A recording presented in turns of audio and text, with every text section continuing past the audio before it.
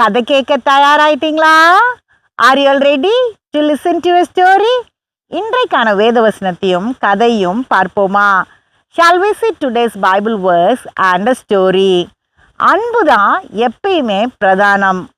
Kindness is always important. வேதம் என்ன சொல்லுகிறது என்று பார்க்கலாம். Let us see what the Bible says. 1 கொரிந்தியர் 13:13. இப்போது விசுவாசம், நம்பிக்கை, அன்பு இம்மூன்றும் நிலைத்திருக்கிறது. இவைகளில் அன்பே பெரியது. 1 Corinthians 13:13. And now abideth faith, hope, charity. These three, but the greatest of these is charity. பார்த்தீங்களா வேதம் என்ன சொல்லுதுன்னு? அன்பே பிரதானம் அப்படின்னு. See what the Bible says.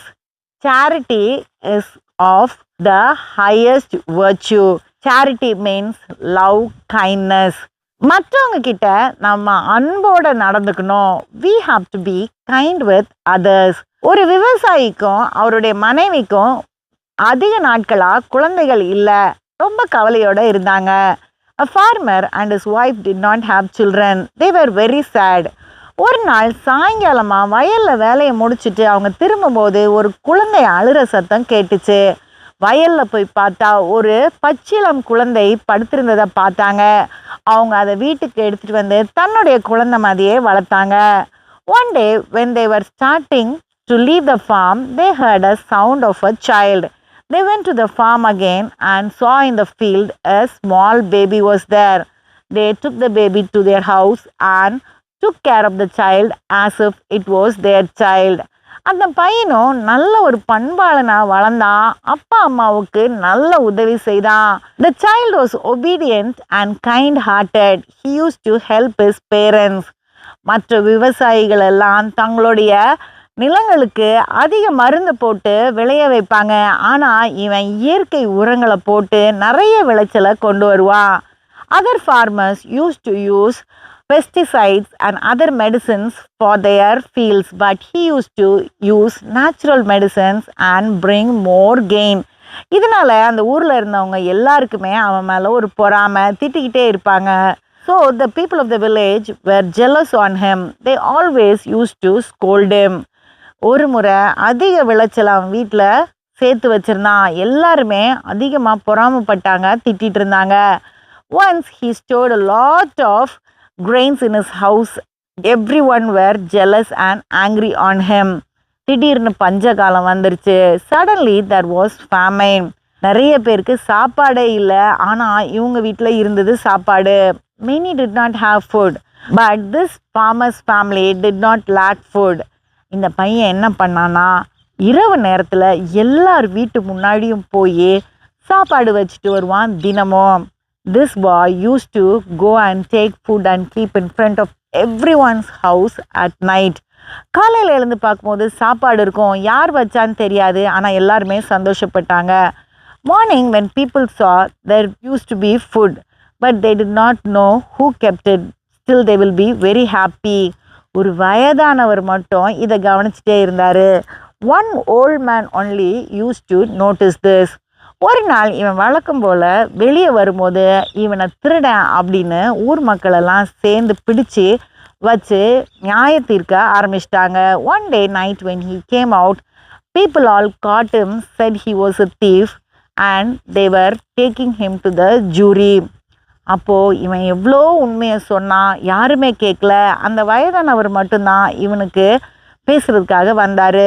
He explained a lot but nobody listened to him. The old man only came and support for him. ஊர் மக்கள் எல்லாம் சேர்ந்து அவனை அடிக்கிறதுக்கு தயாராயிட்டாங்க.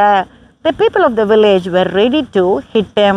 அப்போது ராஜாவுக்கிட்ட இருந்து செய்தி வந்தது அந்த ஊருக்கு. That time a messenger came from the king's palace. அவர் அறிவிச்சாரு, பல வருடங்களுக்கு முன்னாடி ராஜா தன்னுடைய குழந்தைய தொலைச்சிட்டாரு. குறிப்பிட்ட வயசுல வலது கையில் ஒரு பெரிய சூரியன் மாதிரி மச்சத்தில் இந்த ஊரில் யாராவது இருந்தாங்கன்னா ராஜாவுக்கு உடனே தகவல் சொல்லணும் அப்படின்னு சொன்னாங்க. The messenger said that the king lost his son years back, and if there is a child in this particular age with a mole on the right hand like a son, please inform the king. அப்போ தான் இந்த விவசாயிக்கு ஞாபகம் வந்தது, தன்னுடைய மகன் கையில் இப்படி ஒரு மச்சம் இருந்ததை. உடனே அவர் அவங்க கிட்ட சொல்கிறாரு. தென் only the farmer remembered the mole on his son's arm and he informed the messenger. கொஞ்ச நேரத்தில் ராஜாவும் ராணி அங்கே வந்துட்டாங்க.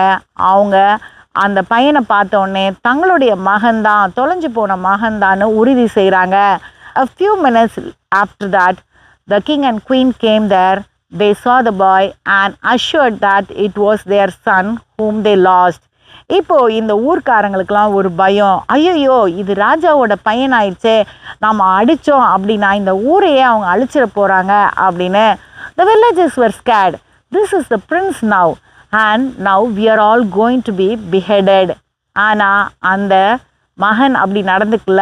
அவன் எல்லார்கிட்டேயும் அன்பு காட்டி எல்லாருக்குமே அந்த பஞ்சகாலம் முழுவதும் சாப்பாடு கிடைக்கிற மாதிரி செஞ்சான். அது மட்டும் இல்லாமல் தன்னை வளர்த்த அப்பா அம்மாவை கூட்டிகிட்டு போய் அரண்மனையில் ஒரு சிறப்பு இடத்த கொடுத்து பார்த்துக்கிட்டான்.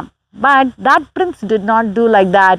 He supplied food for this village till the famine was over. And also he took the farmer's family who took care of him to the palace, gave them a special place and took care of them. இது எல்லாத்துக்குமே காரணம் அன்பு தான். அன்பு இருந்தாலே போதும், கொடுக்கறதுக்கும் மனசு வரும், மன்னிக்கிறதுக்கும் மனசு வரும். Everything behind this is love, charity. Once we have love in our heart, we will be kind enough to give and also forgive. அடுத்த கதையில் சந்திப்போம். Let us meet in the next story.